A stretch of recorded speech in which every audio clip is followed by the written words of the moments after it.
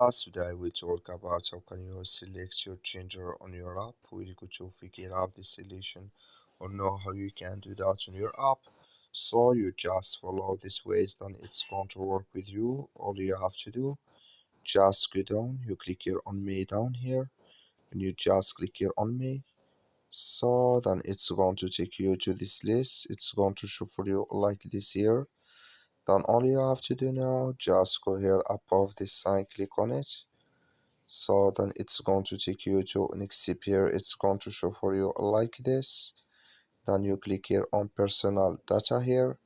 Just click on personal data. You come to next here. So then you click here on your gender.